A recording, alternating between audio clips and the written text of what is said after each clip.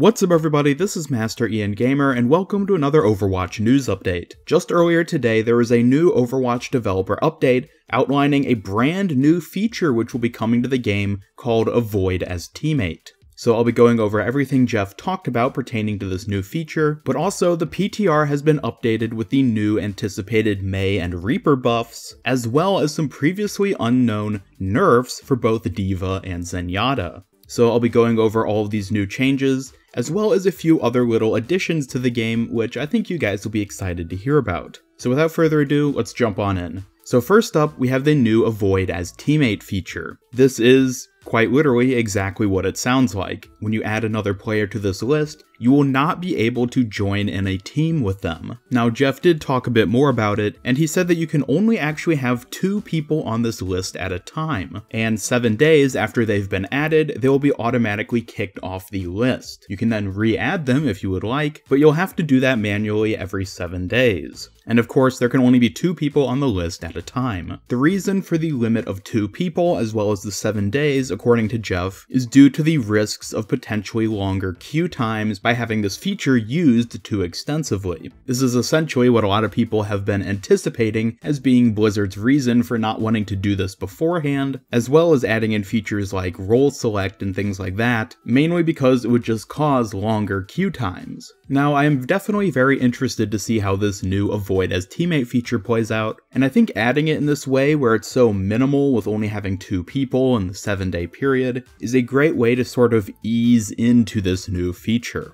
It'll give Blizzard some statistics on how much it actually impacts queue times, and people won't be able to just go overboard with it and block everybody within a matter of days, essentially. Jeff did also mention that an aspect of this is that people who get avoided a lot will be notified of the fact that they're being avoided, and of course, will probably notice longer queue times for themselves personally. The desire here is for that player to then realize, maybe I should be playing a little bit more nicely, or maybe there's something I have to change, and hopefully that'll be a soft way to sort of push more unruly players into line with what we want to actually see in game. Of course, this feature is still just on the PTR, but it should be an interesting new addition, and I'm looking forward to seeing how it plays out. Anyways, moving on now to hero changes, let's first talk about the buffs. So both Mei and Reaper got buffs. For Mei, her endothermic blaster now pierces through enemies. According to the developer comments, this is done so that she can more easily combat multiple enemies who are clumped together or in close quarters, and allows her to better focus on a sole target without having other players get in the way.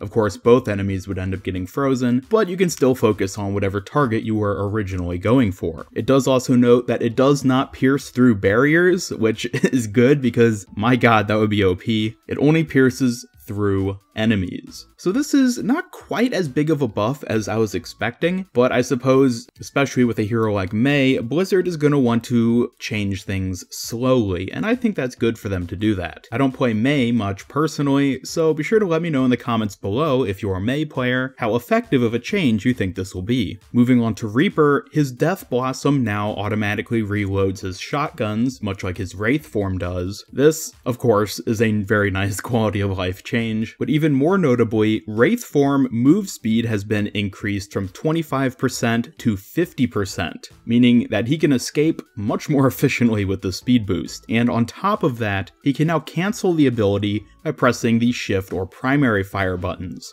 So this gives him a lot more options for when to cancel out of his Wraith form, which will make it harder for someone like a McCree, let's say, to get him immediately with a flashbang or something. All around, this is going to give him some much needed survivability, and once again, let me know your own thoughts about these changes down in the comments. Moving on now to the nerfed heroes. First, we have D.Va. Micromissile's explosion damage has been reduced from 6 to 4. According to the developer comments, this was done to lower D.Va's burst potential by just a little bit, and overall has a net result of a 22% micromissile's damage reduction. Now, as a D.Va player myself, I can say that this won't be too detrimental. I have to say I'm not really surprised that we're seeing this kind of nerf come to her. Obviously D.Va is one of the most played heroes currently and has been for a while, and I think Blizzard is definitely trying to kind of normalize that. And now that we have this damage nerf, as well as the fact that Brigitte has been introduced into the game,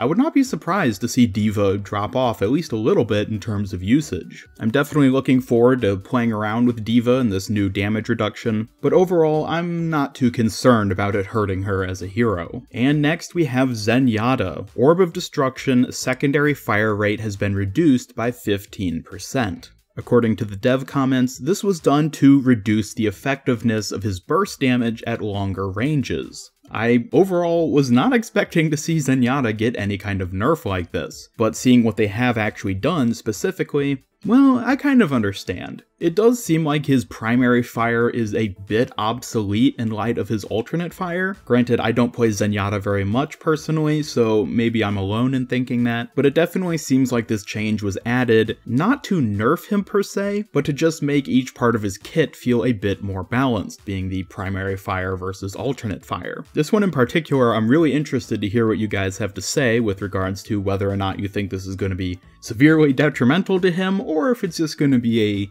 slight nerf that ultimately won't really affect anything. And moving on now to the final changes of this PTR version, the Blizzard World first payload checkpoint has been moved back 10 meters, which is something that I absolutely agree with because for whatever reason, just from a visual standpoint, it always looks like the payload touches the checkpoint before it should. I don't know, that was a sort of weird mechanic at that point, and I'm glad that they're kind of stepping in to make it feel more appropriate, I guess. Regardless, I think it's just going to be a nice change. Next though, Mercy's Valkyrie ultimate now uses her old Resurrection voice lines. This is something that I know a lot of people have been excited about, and Michael Chu even mentioned that they were going to be doing this on the forums a week or two ago. So it's nice to see that they've finally added this in. And the last of all these changes is one that I think many of you are going to be super excited to hear about, which is that Brigitte's golden weapon now includes her shield. So whether you already bought her golden gun or were considering it, I think Brigitte is now a much more tempting hero to get that golden gun for. And with that, thank you all for watching. Once again, be sure to leave your thoughts about any of these new hero buffs or nerfs, as well as the Avoid as Teammate feature down in the comments below. Leave a like if you enjoyed this video, and subscribe, follow me on Twitter, and turn on notifications to both help out my channel and keep up with all my future Overwatch content. This is Master Ian Gamer signing off, and until next time, have a great day.